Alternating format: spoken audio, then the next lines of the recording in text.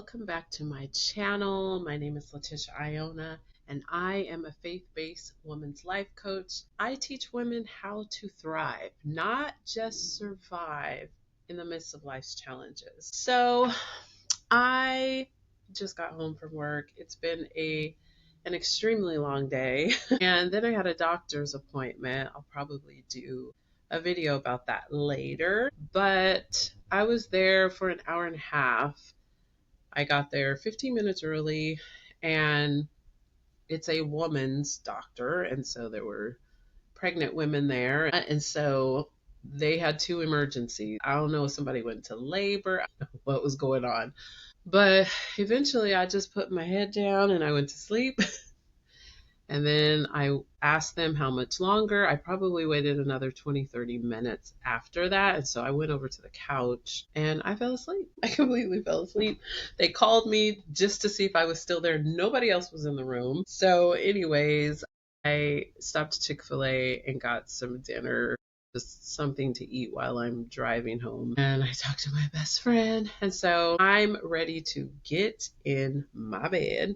But I wanted to do this video and talk about the lessons that I've learned in starting over. If this is your first time on my channel, first time seeing my video, just a little quick history. I recently, going on 8 months ago, left my home, left my marriage.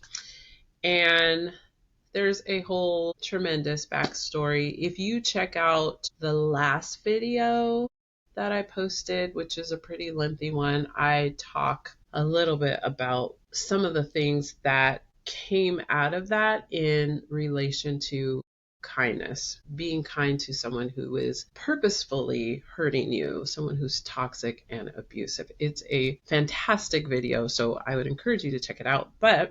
So I was in a extremely verbally abusive marriage for 3 years. And when I finally made the decision to leave, there were other elements that really encouraged me and pushed me to go. But when I finally started packing my stuff and leaving, I have to tell you, the fears were so high. For months, for years, I knew that the marriage was not sustainable. I was being told in a very verbally abusive way that it would not last. So much negative talk was going on in the moments of outbursts, anger. I called them episodes. And so I knew that this person was finally going to get what they so angrily told me often. And I remember just being overwhelmed by that thought every time it came up. And I'm thinking, okay, I moved to this new state from California, Tennessee. I met what I thought was a wonderful man. Within 3 or 4 months of moving here, 5 or 6 months later, we got married. Now I have this new life. I have this wonderful husband, and now you don't want to be married anymore. You aren't going to do anything to fight for your marriage. I mean, you're going to do things, but they're not really going to mean anything in the long term. And so having to grapple with,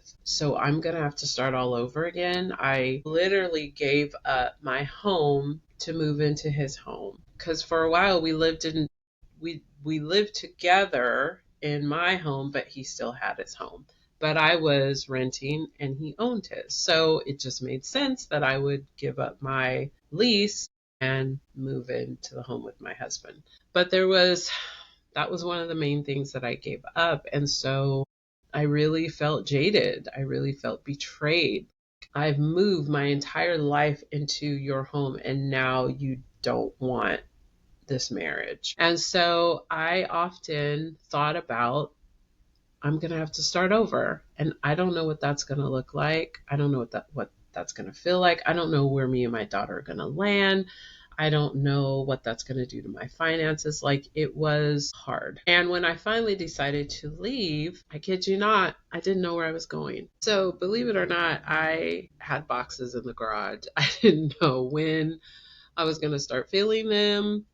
But it was crazy because at work we get snacks for the kids. And the lady who passes them out, she had them outside of her office. And I would pass those boxes every day thinking, you should take those boxes. You're probably going to need them eventually. And I didn't want those boxes. And I remember I was talking to the custodian who I've become friends with, and I was telling her about my situation. And so she was like, you better get the boxes. And I was like, no, I don't want those boxes. And so eventually I took some of them, and I don't know how she found out that I needed boxes, but then at one point she started leaving them in front of my classroom. And I was like, I want these ding dang boxes. Because they just reminded me that my situation was going to change and it was coming to an end. And so she kept doing it because she was trying to get rid of the boxes. She just kept leaving them. And I finally was like, okay, don't give me any more boxes. And then I put some in my storage room and I took some home. Well, eventually, the night I decided to leave, I went outside, went into the garage, got the boxes, threw them in the house, and started packing. Not just like bam, bam, bam, bam. I packed. I got newspaper. I covered up, dishes. I went through stuff. I mean, it was a full on move. It wasn't just this quick move. And it probably took me a week and a half, but I just started packing. And when I started packing, I did not have a place that we were going. And some time during that first week, I found a place and I went ahead, and me and my daughter, we went and looked at it. It was beautiful, but I was just like, I don't even know how we're going to get it. I didn't even have enough money at the time to make a deposit to get into the place. But the Lord provided. My family helped me. I had some money, saved. And so I was able to take some of that out.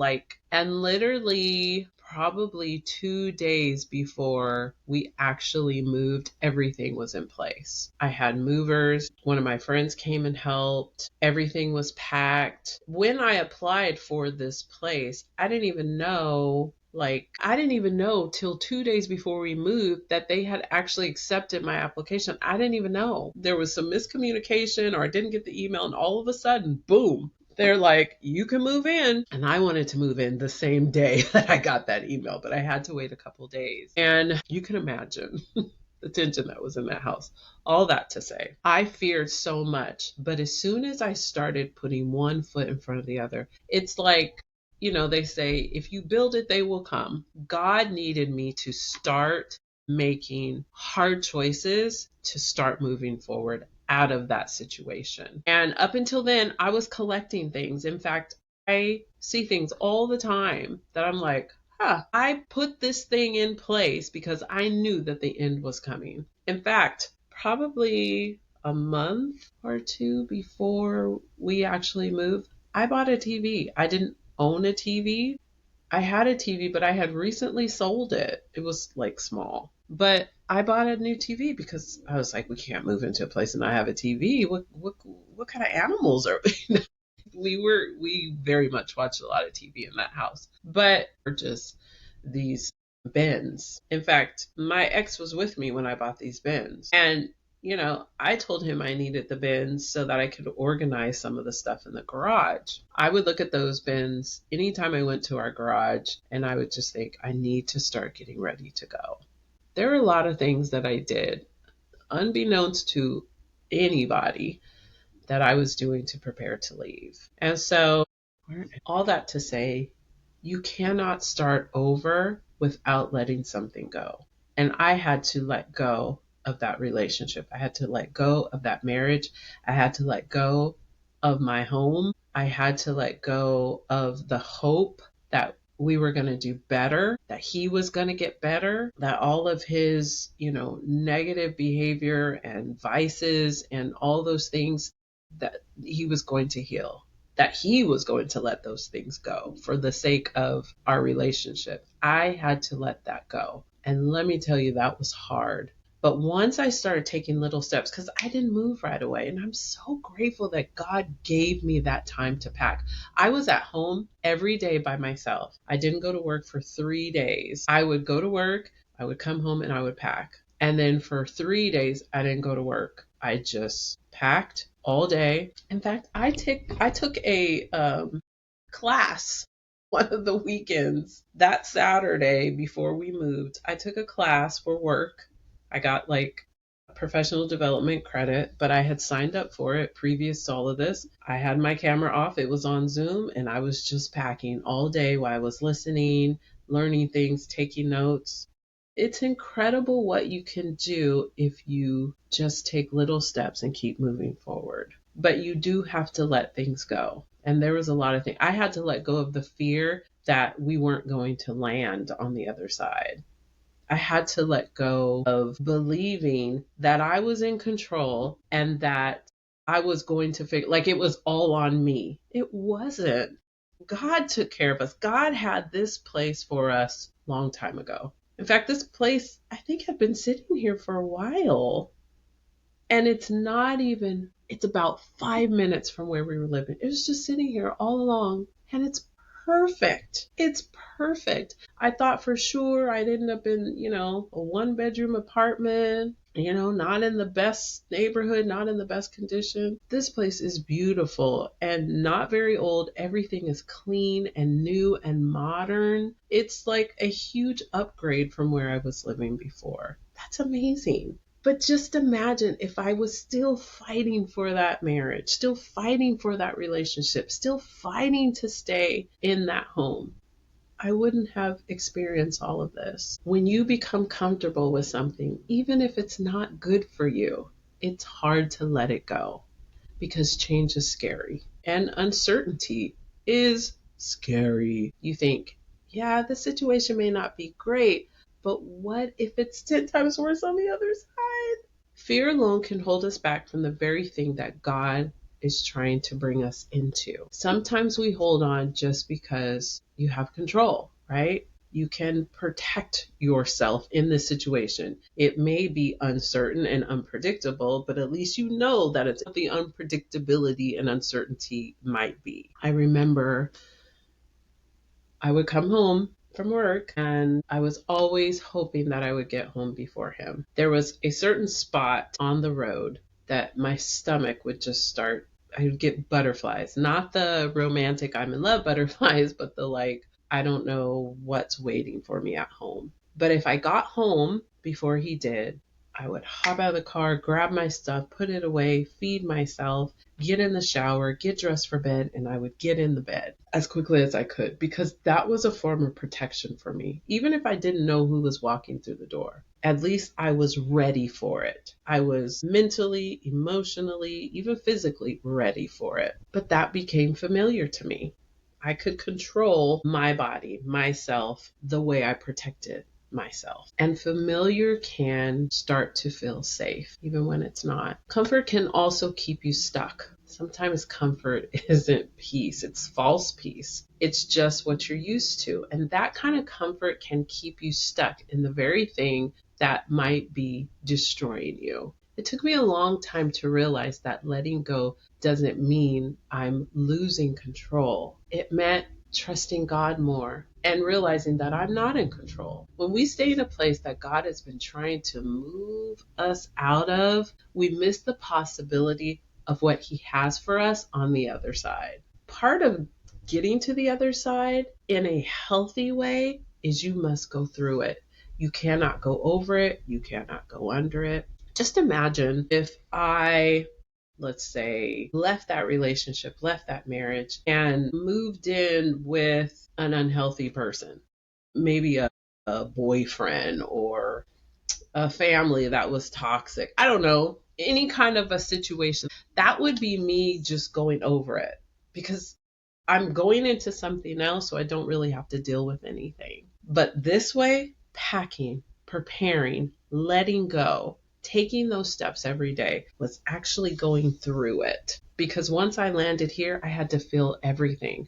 There was nothing distracting me from what had just happened and what was actually happening. Lesson number 3, circumstances are temporary, and we often hold back or make decisions on temporary circumstances. We make up so many stories, so many narratives that tell us, okay, this is the end. I'll never recover. It's never going to get better, which is not good. Telling yourself negative things will keep you stuck.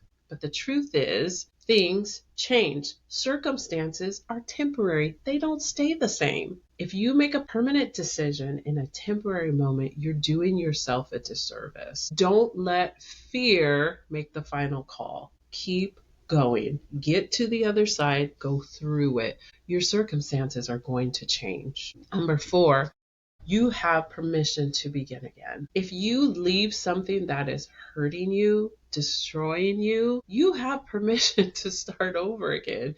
You have permission to start afresh. You know what? That decision was not good. I'm going to try this again. I'm going to start all over again and I'm going to try it. Do it. Do it. Learn something from that mistake and move forward. Starting over isn't a failure. And I had to figure that out because at my age, starting afresh felt like a failure, but it wasn't. See, the strength was in being able to start again. If I just didn't even try, didn't even make any hard choices to move forward, that would be failure. But picking myself up, finding a way to move, finding a way to take care of me and my daughter and start afresh in this wonderful place, that's strength. And that should be celebrated. I mean, hello, when I moved here, I had to buy so much stuff. I mean, what woman doesn't like shopping? What woman doesn't like bargain shopping, right? I was at Home Goods. I was at TJ Maxx. I was my favorite places. I was at Ross finding wonderful finds for my home that were inexpensive. How exciting is that? I don't have to spend thousands of dollars. I'm very creative and I even bought these beautiful chairs downstairs. Oh my goodness. They were used, but they were in great condition. And I cleaned them and took all the cushion out. That was crazy. And I love it. I love it. And I get to look at those chairs and be so proud. I did that. I made something old beautiful for my home to take care of me and my daughter. It was fun. It was fun that I had to go and get stuff for the kitchen because there were things that I didn't have. It was fun that I had to decorate my bedroom. I got to get a whole new bed and a mattress, and some of the things that I had, they just weren't good. I had to sell them. I got to choose everything in my home.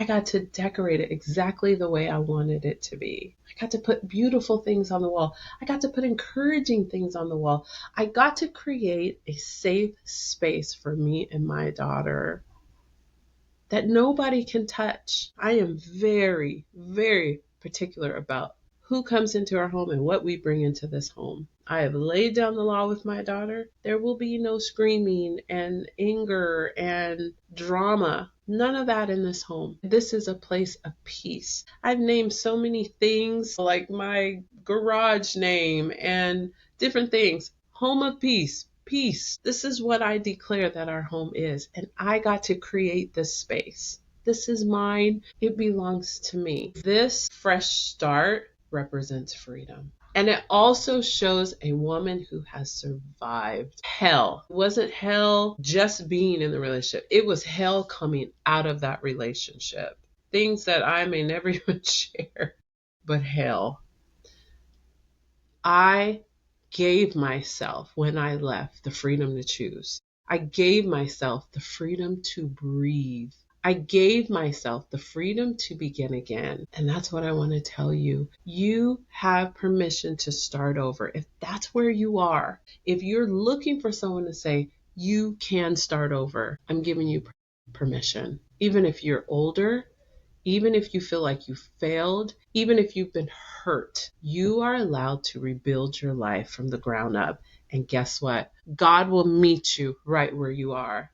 I prayed and I prayed and I prayed and I prayed for God to cover us, to protect us, to lead me, to give me wisdom, to provide everything we needed. And He has provided everything and 10 times more. Lesson number 5, the scariest things become the biggest blessings. Like I just mentioned, you got to go through it. You can't go around it. You can't go over it. You must go through it. And I guarantee there's a blessing on the other side. Starting over is scary, absolutely. But sometimes the scariest things turn out to be the biggest blessings. If you're standing on the edge of something new, wondering if it's going to be worth it, wondering if you are going to land on your feet, I promise you, peace is waiting on the other side of obedience. God came to give us life and to give us life more abundantly. None of His children will be begging for bread. You may be down and out. You may even be living in a homeless shelter. But let me tell you, you'll have peace. Don't be afraid to release what's behind you. Don't be afraid. Because what's ahead might just be the new beginning that you've been praying for, and it's here. It may not look the way you thought it was going to look, but it's here. Keep going. Keep taking those steps. Thank you so much for watching and spending time with me. These stories come from the bottom of my heart, and I share them because I want women to know it's okay. You're not alone. I've been there. I have felt that pain. But let me tell you, there is peace on the other side. But it's not easy to get there. It's not going to be handed to you on a silver platter. You got to go get your peace. And part of that is letting go, moving forward, and not staying in your circumstances that most likely is temporary. If this video encouraged you, please like this video. Like it, comment, and share with someone who might need the reminder that it's never too late to start again. Until next time, bye.